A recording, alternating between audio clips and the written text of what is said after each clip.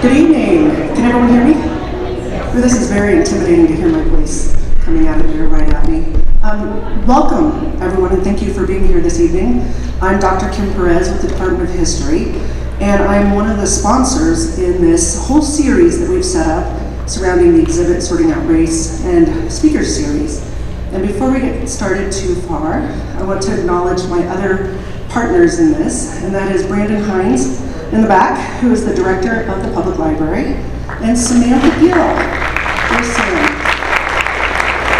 Sam's probably out working. Oh, Sam. And Samantha Gill, who is the adult librarian.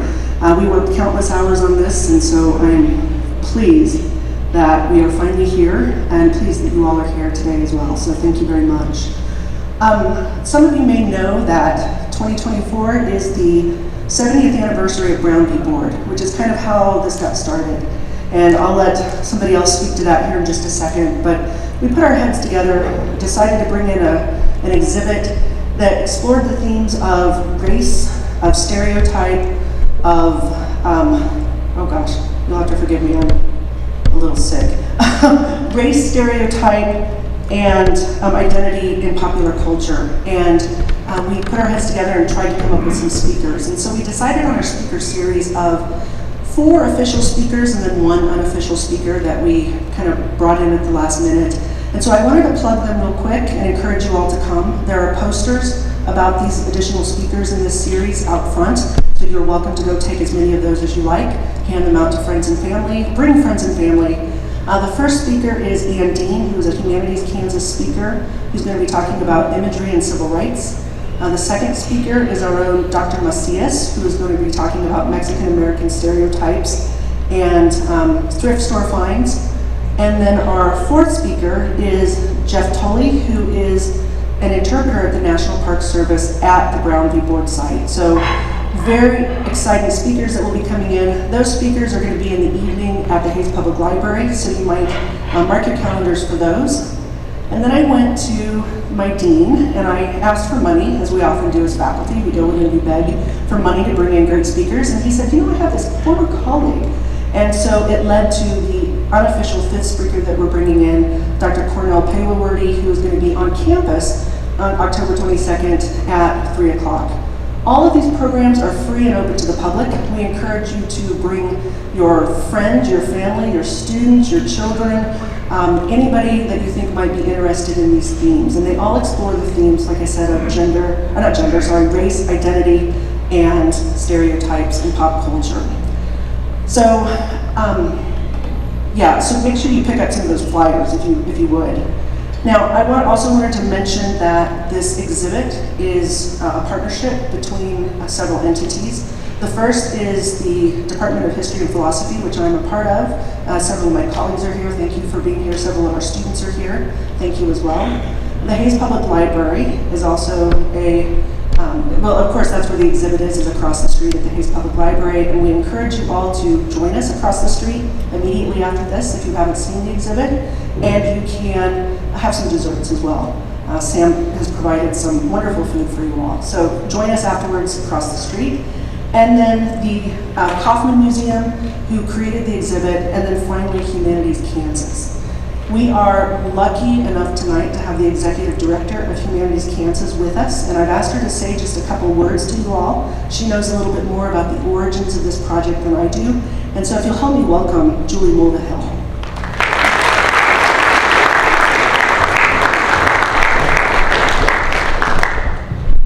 Hello everyone, I am Julie Mulvihill, and it is a delight to be here in Hayes tonight. Humanities Kansas and the community of Hayes, we've had a long relationship over the past 50 plus years, so it's good to see so many of you here today.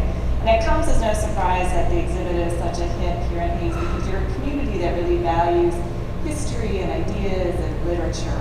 And so we're glad to be here tonight. I also want to say thank you to a few board members who are here. Kim Perez is on our board of directors, Ginger Williams is currently on our board of directors, and Brandon Hines, the director of the Public Library, is a former chair of our board of directors. So not only do we interact a lot with Hayes, we are really grateful for the leadership that you provide for our organization.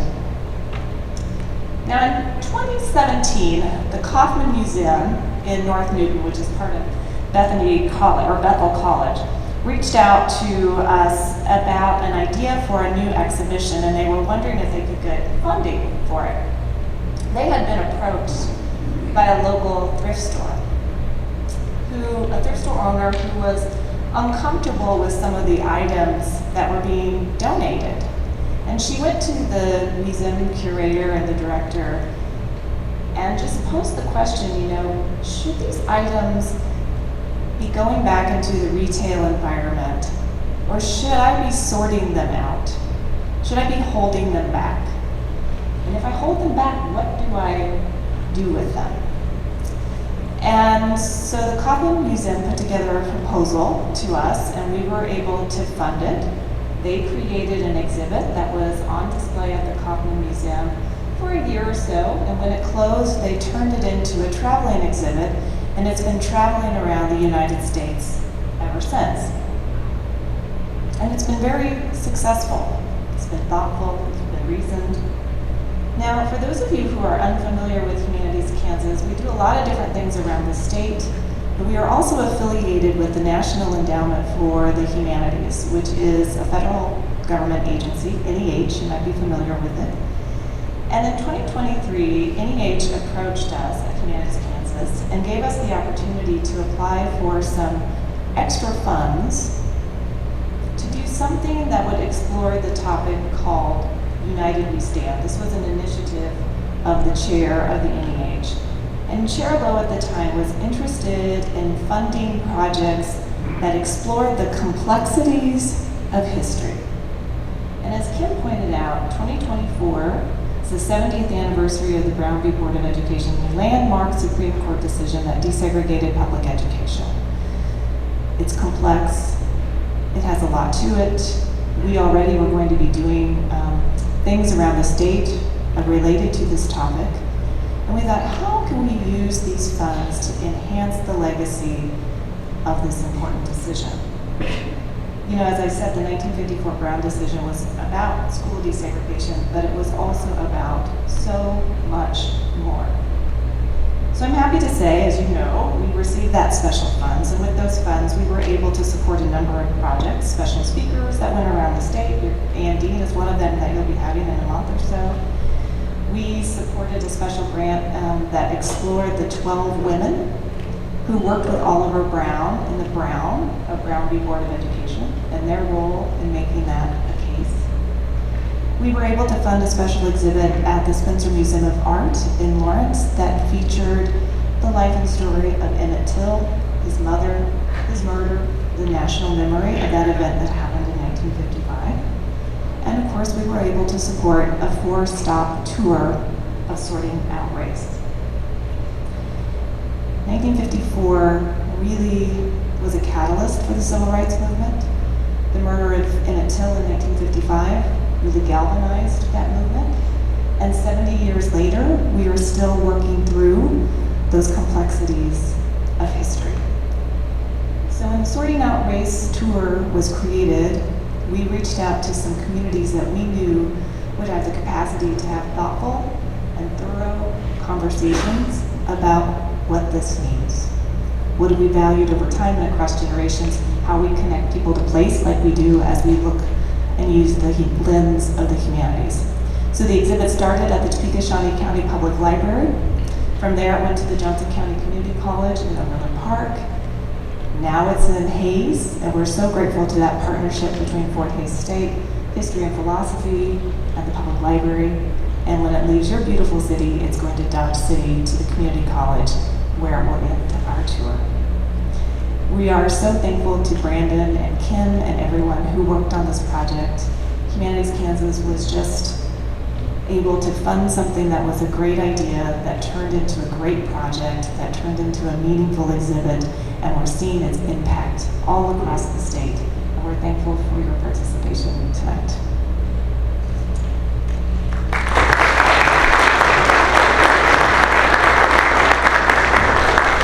Thank you, Julie. And in my fog, I mentioned that I begged for money from the dean, but I didn't mention that the College of Arts, Humanities, and Social Sciences is also a sponsor of this, so I apologize for that. When we started putting together this speaker series, A colleague of mine about a year ago mentioned that Dr. Redcorn had come to campus and was talking about some particular issues, and it intrigued me. And so I went and I Googled him, and I watched his video, or there's a video about him at K-State. I think they put it together for several faculty members that is called basically A Walk in My Shoes. And I was blown away by the elegant and heartfelt way that he talked about race and identity. And I related to it so much as a fellow walking entanglement. And so I knew that he had to be the first speaker that we brought in. And so I'm very pleased that he accepted the invitation to be here with us this evening. He has allowed me to shorten his titles down to just one or two because he has several. He comes to us as a member of the Osage Nation from Pawhuska, Oklahoma. And he now is currently serving just for 7 months, I believe, as the Director and Associate Professor of Indigenous Studies at the University of Kansas. Please help me welcome Dr. Alex Redcorn.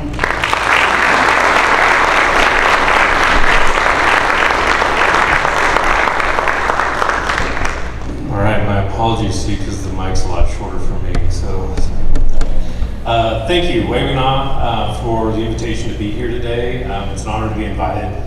When people reach out and ask you to come speak, it's like, okay, maybe they think I have something intriguing or important to say. So then I feel like I got to get up here and I got a spotlight, and so now I have to say something important. So I'll do my best, and I hope I don't let people down. As she said, oh, and thank you to Kim and the other planning committee and everybody putting their time, effort into this, and the series looks great, by the way. I had to come back up for Dr. Pewardy, especially because he's a mentor of mine from my undergrad years at KU. So, but I will go ahead and get started here. So, I'm going to talk today about what box should I check? American Indian stereotypes, imagery, and educational systems. And I put way too many slides on here, so I'm just going to have to make some strategic decisions as we go through, and we'll make it. But first and foremost, what box should I check? If people were coming to see Alex Redcorn, and you've heard the name Redcorn, and I didn't have my photo up there, you'd probably right now be going, this guy looks white. Cat's out of the bag, yes, I am also white. But we'll talk about that as we go forward. So who am I personally? I'm an Osage citizen. My Osage name is Timoy.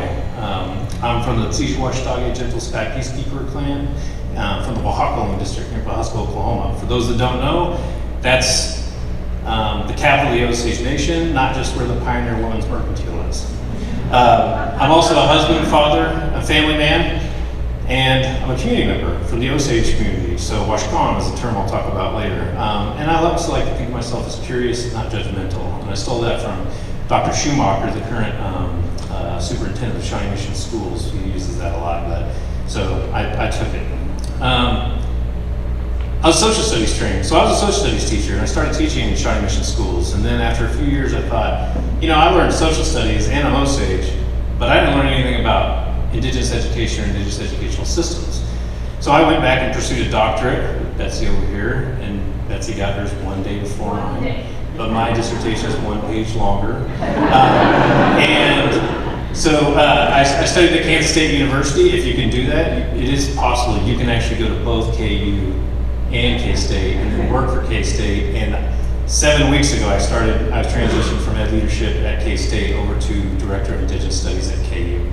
And I also do work in practitioner circles with the Kansas Association for Native American Education. And if you've seen Killers of the Flower Moon, yes, that's my home community. And that is Tali Redcorn in the upper left. There are more Redcorns in this picture right here. This is Yancey Redcorn. So if you've seen that movie, there's Redcorns all over it. Even my family dishes are in there somewhere. And so, yeah, it was a wild time. That's for another 3 lectures to talk through that. But here we are talking about sorting out race. And first and foremost, let's shift gears and talk about sorting out political classifications. Because with American Indians, so often we start with the conversation of race, and that's actually a problematic starting point. It's not like, hey, you're in trouble if you think of American Indians as a race. But we get lumped into these categories and people don't quite understand how to interpret us when we point out that there's a lot more about sovereignty. And so when I look at this stuff, and I'm like, what box should I check? This is all connected to data, bubbles, race ethnicity bubbles that you put in, and looking at me, and then looking at these pictures that tend to be on the internet. there's some dissonance about this, and we'll talk about this as we go forward. But I've given a version of this talk before, and I called it Tales from a Recovering Social Studies Teacher, because it was everything I learned after my time as a social studies teacher, mostly. It's not like I didn't learn anything about Indians and social studies, but the depth and the breadth and the nuance, I had to actually go out of mainstream systems of education to find those things. And so, those pernicious status quos. And I don't know exactly what's over there, I haven't seen it yet, but basically I was on the website looking around and I was like, oh, this is perfect. Adopted at age 5 by a family she calls Good People. Hausman, and I don't know her. Hausman Whitehawk grew up in Shawnee Mission, Kansas, and endured alone the racism of a predominantly white community. I'm also a graduate of Shawnee Mission schools. And I got to go through schools passing as white. And people not understanding my strange last name. So one way I framed it is, I'm a white kid with a funny last name that has brown relatives. And that's not totally understood, and when you look at it, Shawnee Mission Schools, what was the mission? Literally a school to assimilate the Shawnees. So when I see that in there, I immediately know what she's talking about. And so that's why I say Tales of a Recovering Social Studies Teacher, because I wouldn't have been able to pick those things out immediately back in the day, and I'm going the wrong way. So I talk about this, when you start to look and peel back these layers, all of a sudden you see the matrix. And I also found out this makes me sound old. So what language should I use? So I tend to say don't get caught on this because it depends on who you're talking to and what community. Native American, American Indian, Indian, Native, First Nations, Indigenous, those are all acceptable terms. Some people might prefer one over the other. If they say so, just roll with it. But there's also tribally specific as often as possible is preferred as well. Because when you constantly use Native American, I'm Osage. Osage aren't the same as the Kaw. We're relatives. But we're also not the same as the Cheyenne Arapaho, we're not the same as X, Y, Z, and there's a lot of Native nations, so maintaining that diversity by framing the way you speak to people respects that diversity. And so preferring to use specific tribal names as often as possible, as well as I've been coached to start steering away from tribe and more towards nationhood. So Native nations. The problem is, tribe is written all over the federal government's policies and it's encoded, and so basically tribal nations, Indian country are things that you can't always get around. But why is it written all over the federal government? Because we're talking about more than multiculturalism, we're talking about sovereignty. Not just race, political status, citizenship. So there are 370 treaties signed between 1778 and 1871, and also, by the way, 70 years since Brown v. Board. It's also the 100-year anniversary of when the Snyder Act and American Indians became citizens. 1924. So, 370 treaties. So when a tribe engages in that treaty-making process, the United States government is recognizing that they're a sovereign entity. Otherwise, they wouldn't have to negotiate the treaty. So yes, concessions were made, but those treaties also represent, I'll just say it, Native nations in predicaments, and a power dynamic that kind of took them. It was an unfortunate power dynamic of the time, but those treaties represent the ongoing strategic decision making and politicking of those leaders of that time, because they're like, okay, well here we're going to sign this treaty. You make promises for this, and we will concede this land. And by the way, there's a lot of treaties where they didn't actually concede the land, so there's that too. But it's about more than multiculturalism. It's about emphasizing nationhood and citizenship, not just race and ethnicity. So, but here we are at Fort Hays State University. I'm coming from Kansas University. I was at Kansas State University. Treaties and forced land dispossession equal treaties or government promises for education. Think about this. So, land taken turns into tax dollars, turns into universities, schools, public schools. All right? But at the same time, it turns into promises for, we owe you an education. But here I am in an institution that was established for the purpose of settler colonial conquest, now talking about indigenous ways of knowing and understanding. So that's why I like this term entanglement. Gene Dennison, an Osage political anthropologist, uses this name of the book.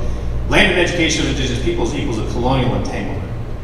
I love the word entanglement because it kind of represents this cluster that we all inherited when we're trying to sort out race, that we all have some play in here, and we have to try to figure it out. And no, not everybody's ancestors did great things to each other, but we have still all inherited what this is, and it is what it is. So we talk about, when you get into this, you start talking about land grant grab institutions. Okay, for anybody that hasn't seen this, there's a whole database that goes in and says, here's all the plots of land that fed this land grant university, here's who it was taken from in this treaty, and here's how it was given away. All right, so if you want to make the land grant system very tangible as an ongoing accumulation of wealth, then this is a great spot to go, because they will show you in dollars, accounting for inflation, how much money that is still accruing today in this database. So you can just Google land grab universities and you'll get this. But this is all the land that was taken to the Morrill Act. And then this is where it was distributed to universities on the East Coast, to universities all over. So you can go in there and you can basically say, tell me what land contributed to the land grant of Kansas State University, and you can find this heat map, and that is all Kaw land from 2 treaties. So the Kaw Nation is the primary contributor to the fundamental foundation of Kansas State University. And until a couple of years ago, Kaw Nation citizens who live in Oklahoma had to pay out-of-state tuition to go to Kansas State University. If that's pointed out to you and all of a sudden, you see the matrix, you're like, oh, that's kind of jacked up. But this is kind of the education we have to do. So if you go to Missouri, Mizzou, remember I'm at KU. Mm-hmm. Guess whose land contributed to the founding of Mizzou? The Osage Nation and Kaw land. So the Osages and Kaws basically funded these universities. And Kansas State University has the Kaw's name in it. The state of Kansas, these educational institutions, Kansa people, Kaw people, same thing. The state of Kansas is named after them, their names everywhere, yet nowhere at the same time. So they also went to these universities back east. So the Kaw land and Osage land fed those universities back east. So when you see something like the power of a land grant university, all of a sudden with a critical eye, this starts to look and feel a little bit different. So I'm going to plug the Kansas Land Treaties Project from the Chapman Center at K-State. My colleague Lisa Tattanetti, and I believe Kansas Humanities is connected to this as well. So there's a lot of good stuff. If you Google Kaw repatriation of the rock in Lawrence, there's a great story to learn from and bring into your classrooms or your reports or your research.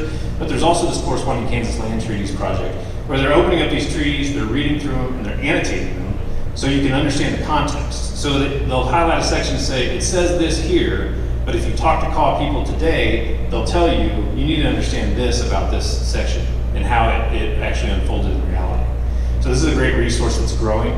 So when you see art like Free Homes in Kansas, this ledger art, this is a Kaw and Osage artist.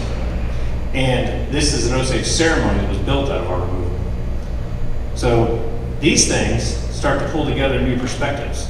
And if you start looking at a cluster of dates around the 1860s, 1863, K-State, the oldest land grant university. We like to say that at K-State. I'm now 7 weeks at KU, I can still say that. But founding of KU, 1865. The founding of Kansas, 1861. Kansa, Kaw Nation removal, 1862. Osage removal, 1865 and 1872.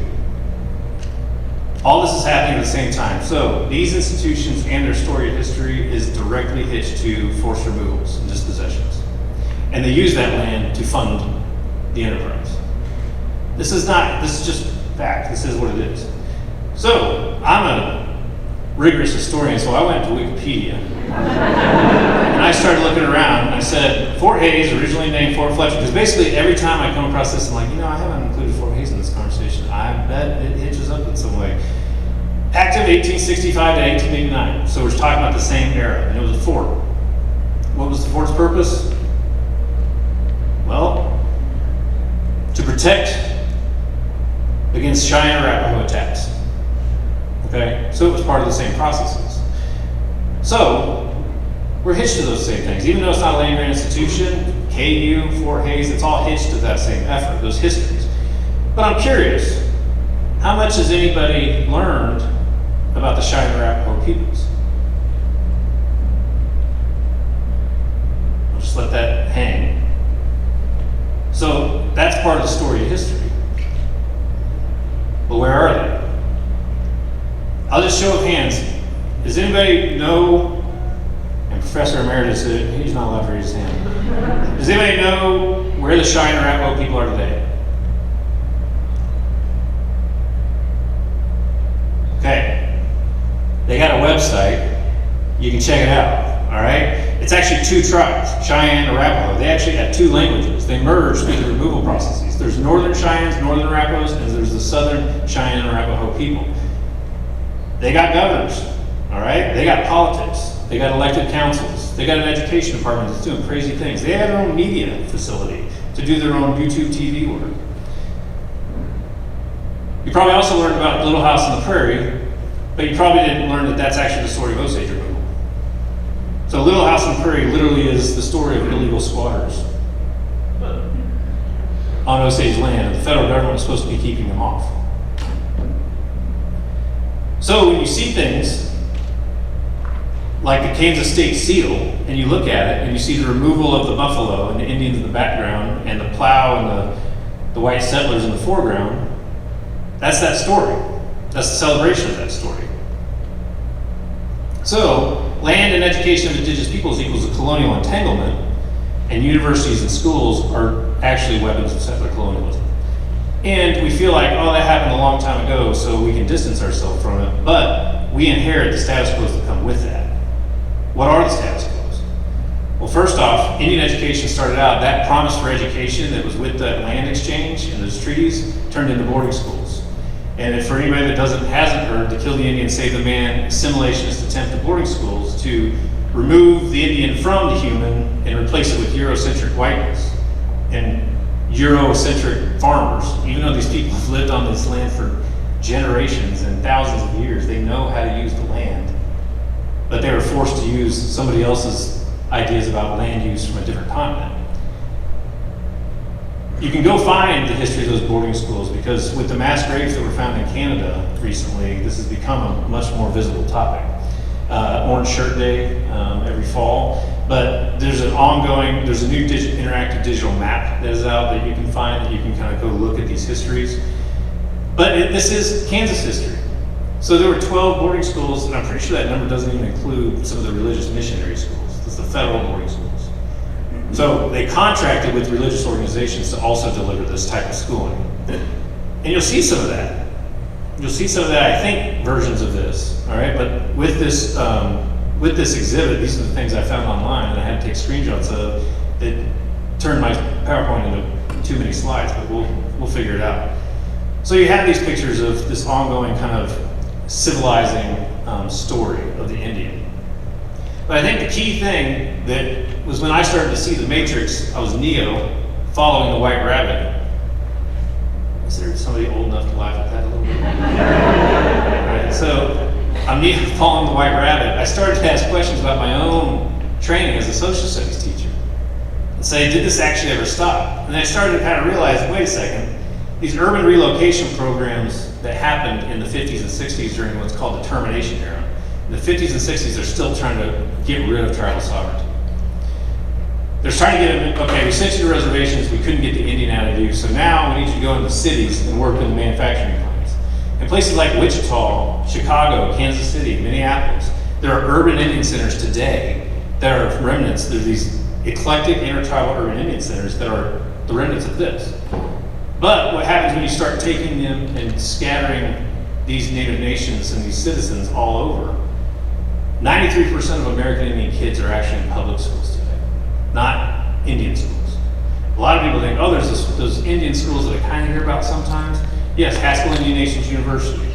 It's in Lawrence, Kansas. It started out as one of these assimilationist boarding schools, and now it's flipped on its head. It's a place where culture can thrive and where it's accepted and where it's a part of the mission. But 93% of American Indian kids are actually in public schools. So, can anybody tell me what you were required to learn in public schools for 12 years? English. And you had access to Spanish, French, maybe German, Italian, maybe some Chinese, Japanese if you were in a big school. Did anybody have access to Osage, Potawatomi, China, Arapaho languages? Okay, so if these kids are in our public school systems and they don't have access to those things, how is it that much different? Did that trajectory ever stop? You are also required to learn Kansas state history, U.S. history, U.S. government. Has anybody learned about tribal sovereignty in a class? Okay, so if we don't learn these things in our educational systems, what does that leave us with? When this pale-looking Indian shows up and starts talking about Indian stuff, how do we process it? Do we have the background? Do we have the fundamentals to process it? So if we think about that, let's look into the research about what you did learn about. But first, I'm going to do a pop quiz. And if you feel like you're going to get trapped, you are. How many states are in the United States? Betsy, sing it. 50. Nifty United States. No. All right. 50 nifty United States. And how many colonies? And you're singing it in your head. And when did you learn that? Real early, real young, somewhere in elementary school. Okay. You did a good job, you passed that. How many federally recognized native nations are in the United States?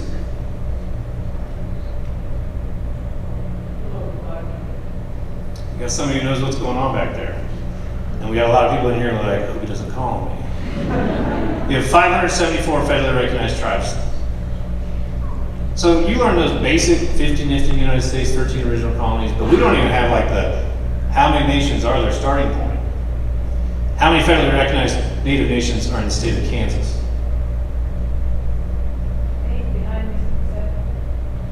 There's 4. And there were a bunch of them here, and a lot of them are in Oklahoma where there's 39. So you got 574.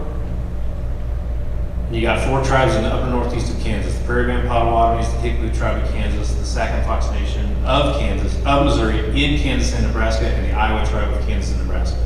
They literally have removal written into their name, so they can indicate where they're from.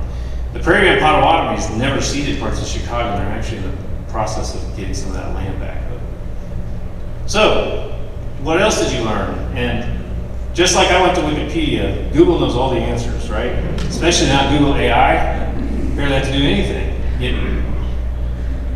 So if you Google Mexican American, you get this. These are your top hits. Yep, Donald Trump made it in there. These are also about 5-6 years old at this point. My algorithms shifted, and so it'll actually be interesting for you to do this on your phone here in a second. Then you search for Asian American. This is what you get. African American, and Barack Obama made this one. We have balanced politics in here today. And Native American.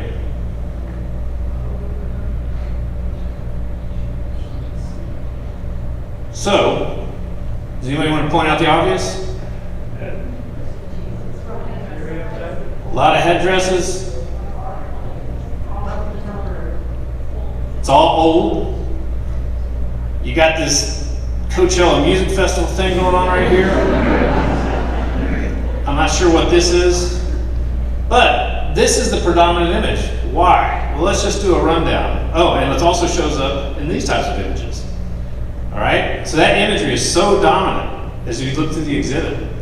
Land O'Lakes butter, and they actually dropped this. Pocahontas. It's all over. And the research shows, simple internet search, Google and Bing. Does anybody in here still use Bing?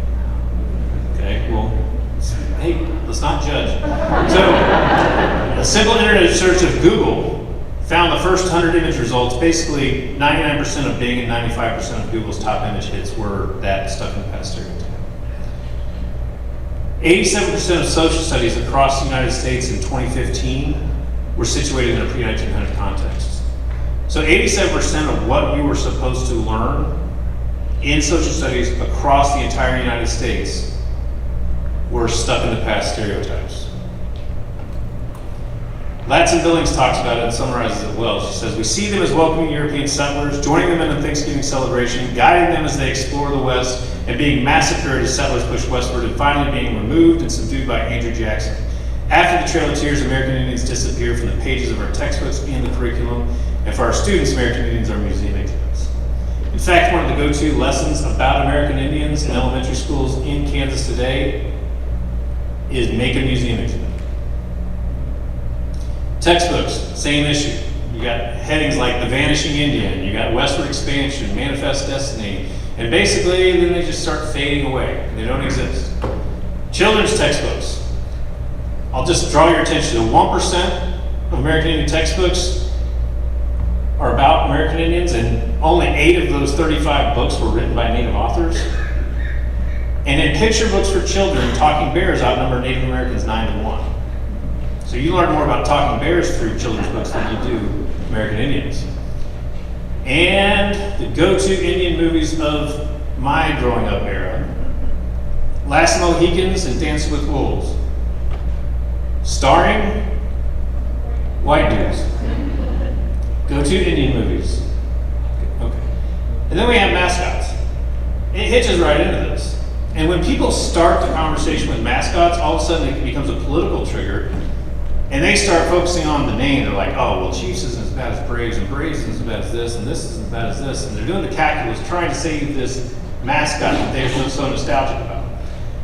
But the American Psychological Association says this undermines the self-esteem of Native kids. And it actually, there's more studies that say it boosts the self-esteem of non-Native kids. There's also studies that say it increases your chance that you'll actually stereotype other ethnic groups. Okay? This imagery is just one cog in the whole thing. All right? So what you have to do is you have to picture, you go to school Monday through Friday. You have access to textbooks that don't have it, access to children's books that don't have much contemporary imagery, access to teachers that really didn't learn this either, and then you go to the Friday night football game, and then you go to the Saturday night football game, and then you go to the Sunday football game, and you start all over again on Monday. And most likely, you're not hanging out with Native people. So you're not having like a regular interaction to kind of push back against that. And the thing is, our Native kids are experiencing the same thing because 93% of them are in our public schools. So when you see this type of imagery show up in the exhibit, it's fighting warrior, it's everywhere. It's like all people see. That's why I've literally met people, and the first thing they do is the tomahawk chop when they find out I'm Osage. It's a thing. So Joy Harjo, who was the first Native American poet laureate, also talks about this and talks about how there's no nuance to our story. It's just this empty shell that people keep interacting with, and then it's been taken and co-opted and claimed as their own. And so when you think back, and it says here, she disclosed that her adoptive parents didn't know what kind of Indian I was, so there was always this question mark in my identity. Who am I and where did I come from? At age 22, she discovered she was Winnebago and Santee Sioux.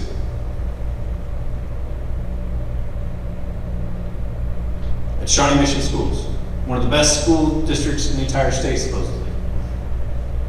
And they're doing good things at Shawnee Mission. I'm not throwing Shawnee Mission under the bus here. But that's why we shouldn't be surprised when I'm talking to somebody in Lenexa. Very nice person.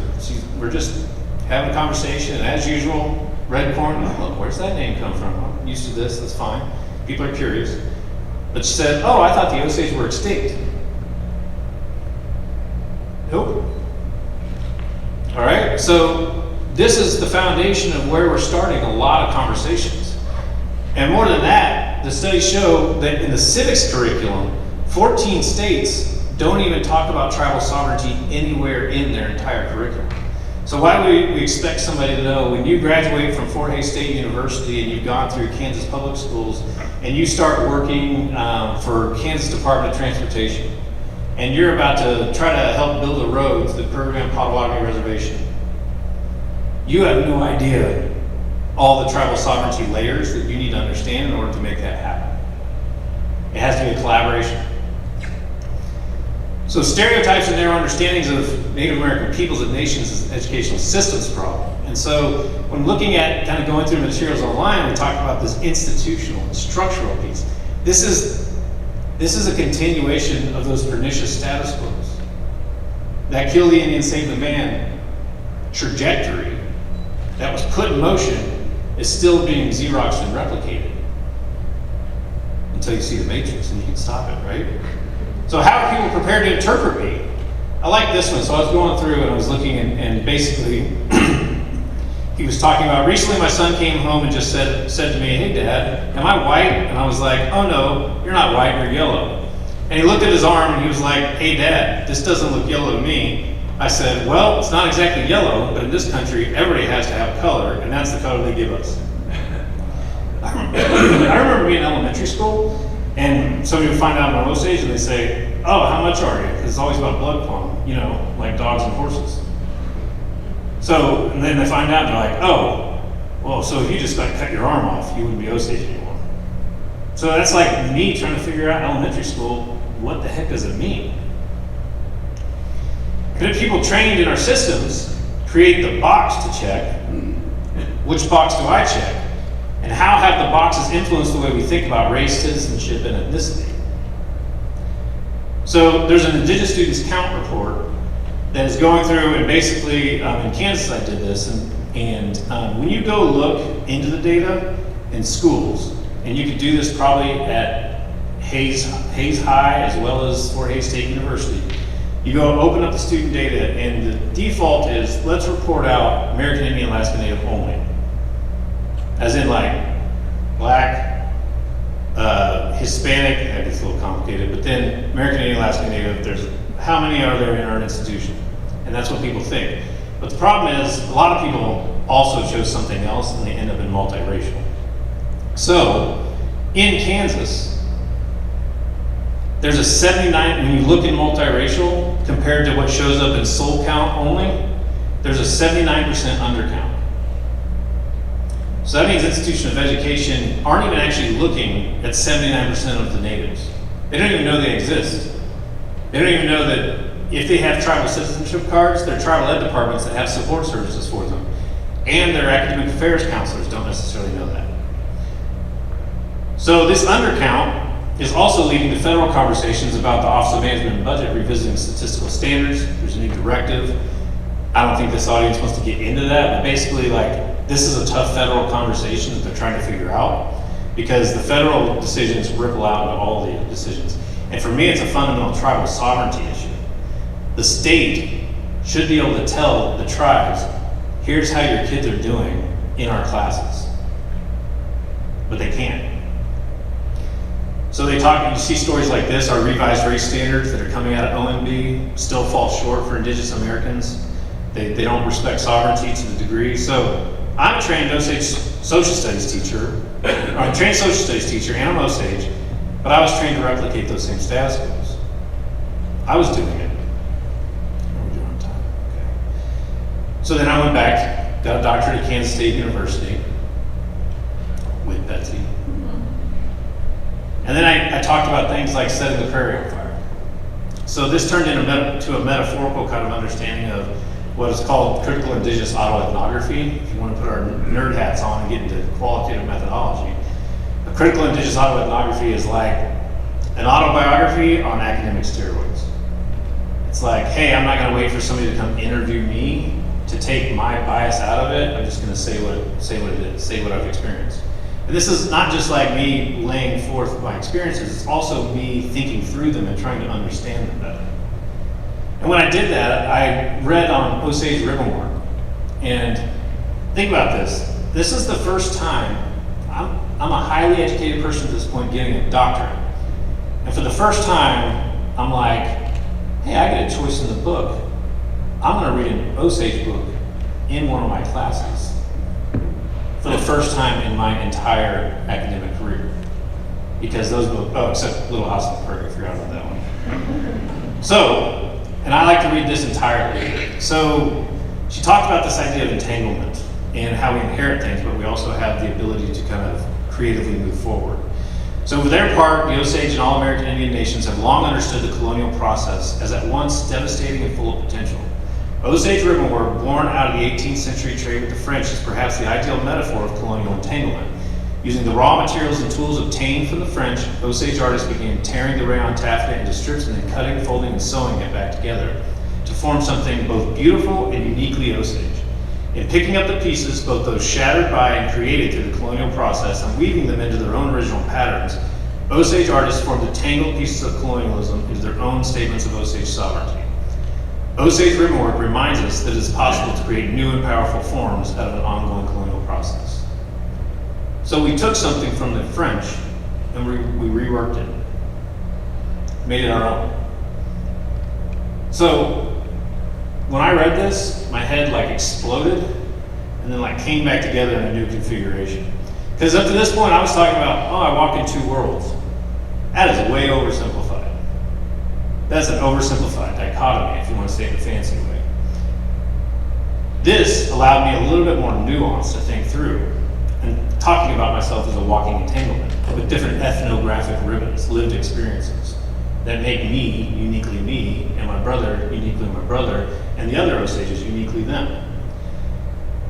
So what box should I check? If we're going to have this conversation about how to move forward and how to change things, we have to think about sovereignty, we have to prioritize sovereignty, but we don't just want to think about it in like the legal compliance type ways. We have to flex our intellectual sovereignty. So sovereignty has a very legal conceptual term. Rules, regulations, compliance, the ability to say things and make your own rules. But what happens when you look at the status quo of the system of rules that you've been living by and think, there's people that don't fit in this. It doesn't fit. So how can we flex our intellectual sovereignty and think about things like data sovereignty? Institutions of education. Who owns it? Who owns culture and traditions? Who owns the school grades when they're tribal citizens? Can it be shared with tribes? Is there co-ownerships? So the example I point to a lot, and this is kind of what I do in the practitioner circles, is I'm chair of the Kansas Advisory Council for Indigenous Education.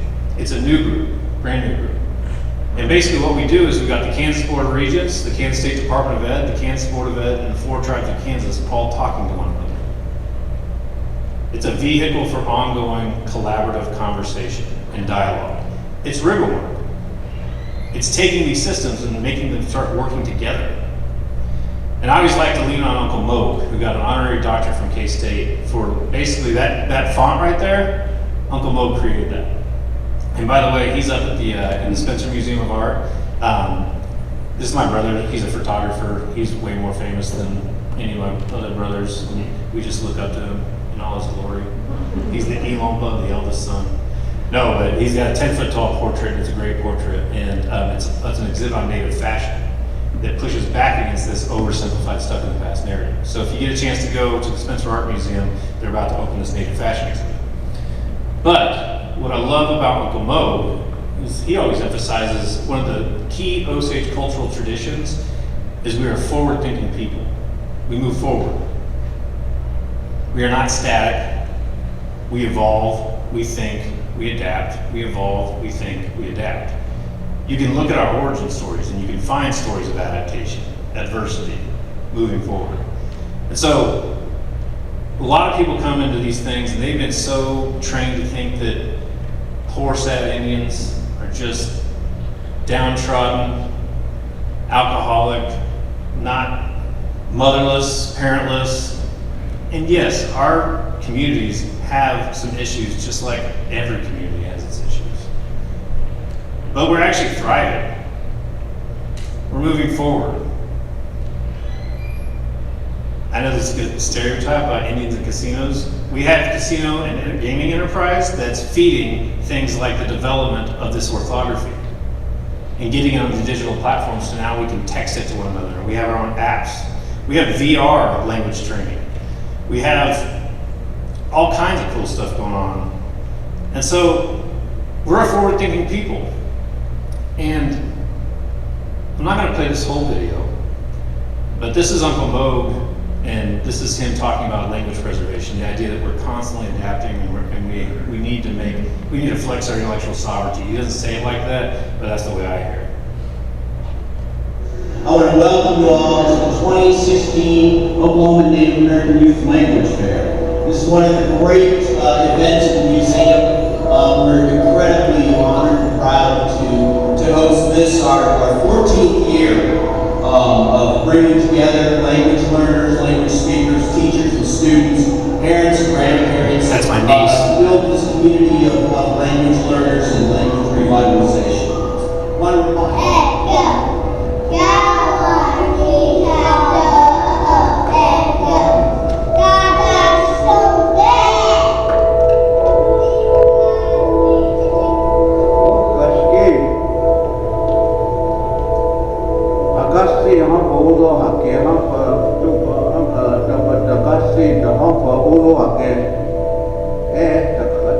They wanted to learn to pray. That was the main deal. That's why we even met. Talk to the Lord in their language, they said.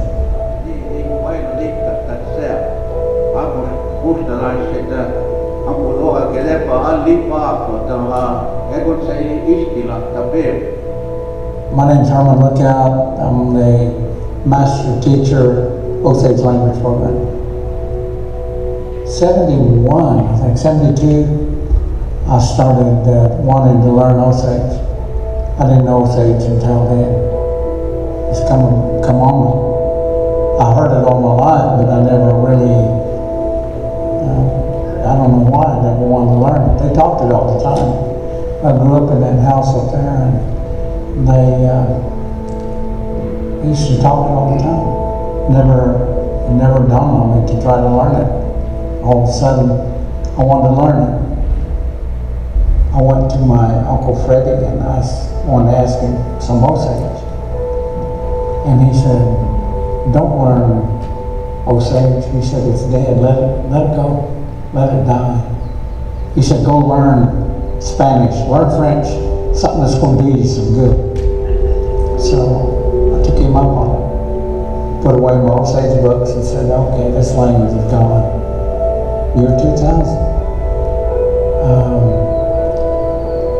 We went to a hen game, New Year's Eve hen game.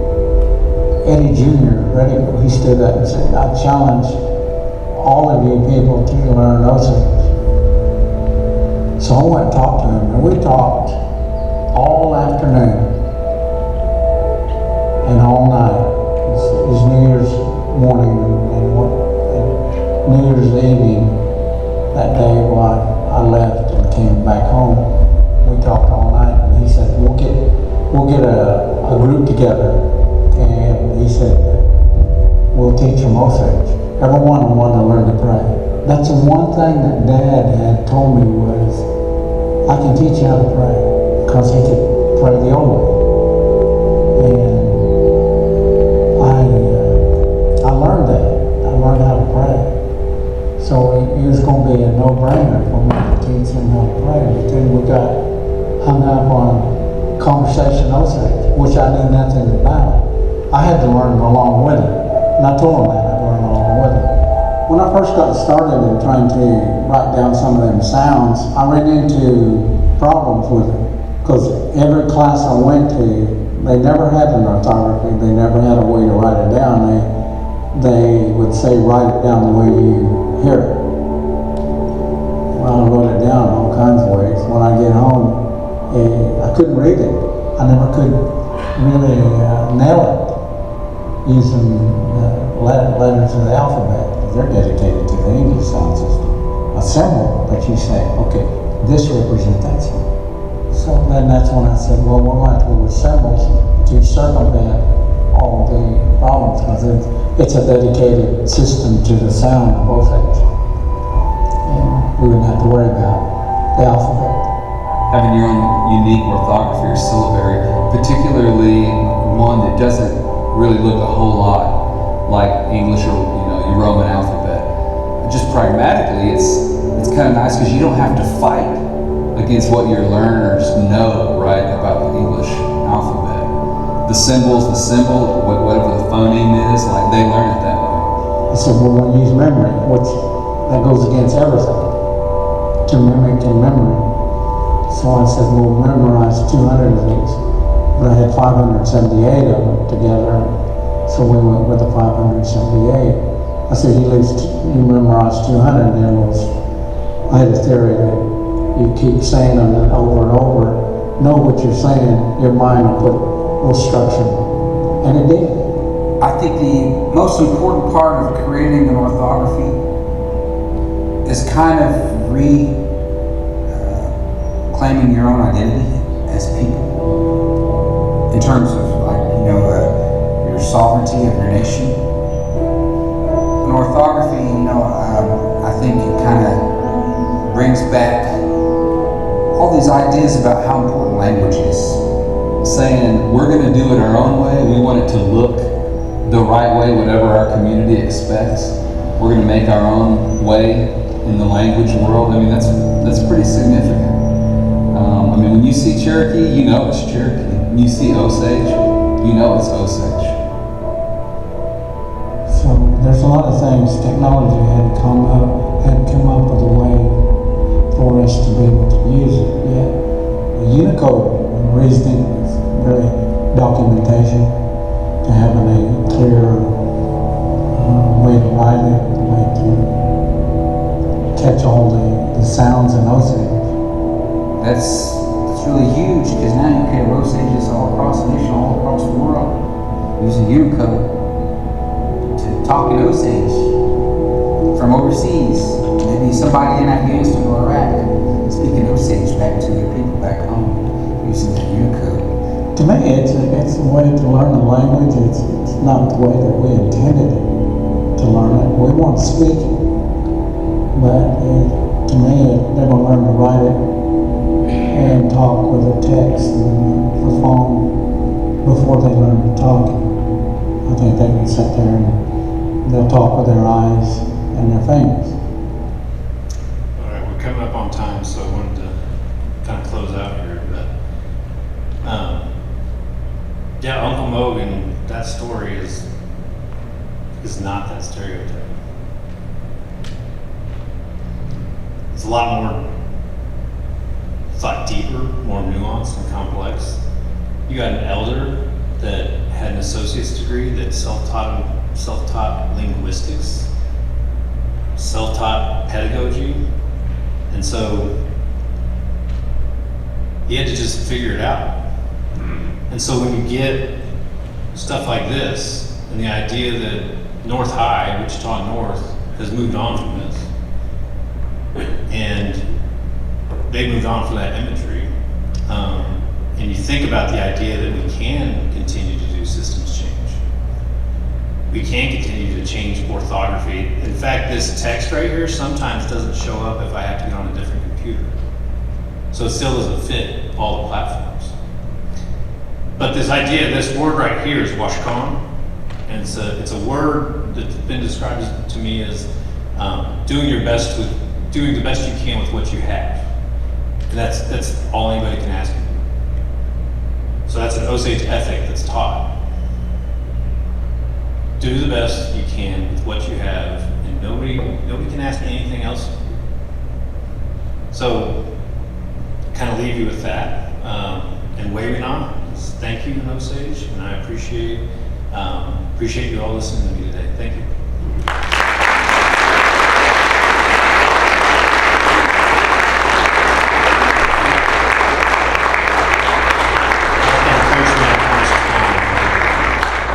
About 10 minutes for questions, so if anyone has questions, you might raise your hand and speak loudly.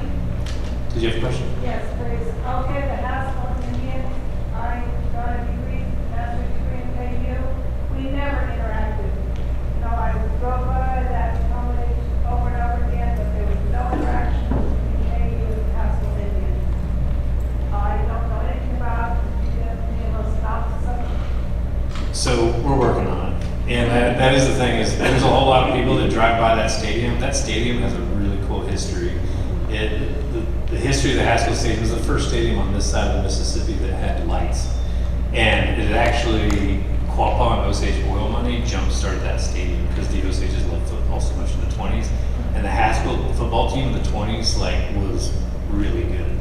And they hosted Bucknell in that stadium to open the stadium and beat them.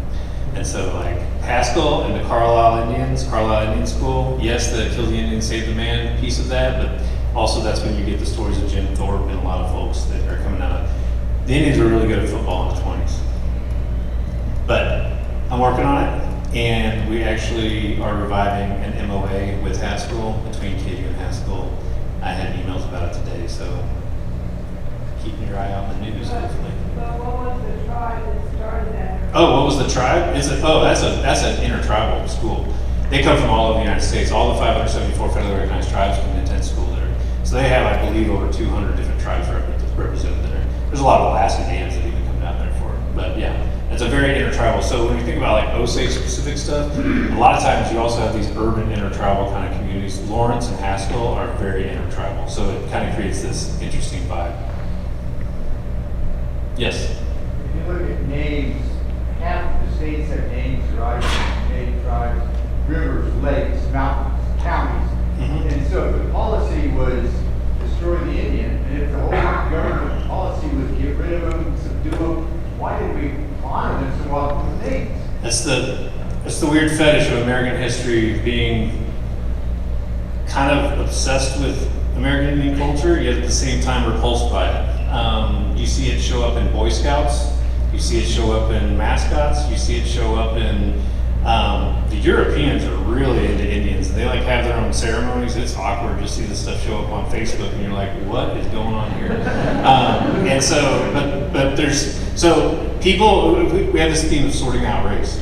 I've often said that like, there's this funny dynamic where when you're talking about like NAACP, civil rights movement, and really a lot of racism is, kids start to learn about racism and racist histories in a black-white dynamic, but then all of a sudden they hop over here, and those ideologies kind of get shifted when you start talking about Indians. There's this like, I don't know how to say, there's this like Indians are really neat kind of like layer of strange racism that like shows up in weird ways that other communities don't necessarily get, if that makes sense. I can see it happen by the way people interact with me and how they respond to me when they have conversations that I don't see happen with other groups of people, if that makes sense. But also with the naming of all these places, there's Indian toponyms all over the place. And sometimes people are like, well, are we going to get rid of those too if we're getting rid of these images? No, it is that place. Those names are tied to that place. However, nobody learns what those things actually are and what those people actually mean to that place and their histories in that place and where they are today. So a lot of people who grew up in Kansas graduate and don't know that the cons of people are still a thing. So those things, where Kansas, it's plastered all over everything, but can we get to a point where people like know they still exist? Other questions? Go ahead.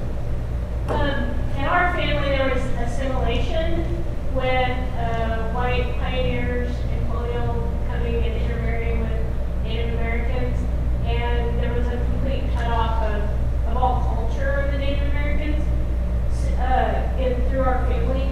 So it's really always been hard for me to struggle with, well, yes, I have these pioneer ancestors, but I also have these Native American ancestors, and it's been hard for me to reconcile the two divergent paths. So how as a mixed race person do you deal with that?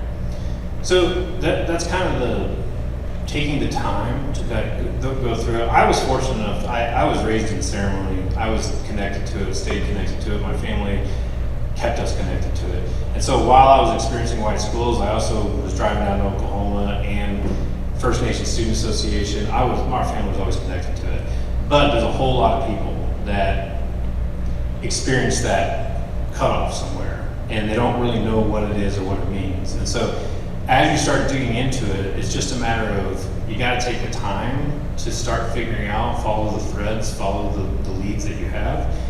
And if you get reconnected to a specific community, it's gonna take time. You can't, there's sometimes people like, oh, I found out I'm one of you. I went and got my card because I qualified for I qualified for your tribal enrollments based on your constitution.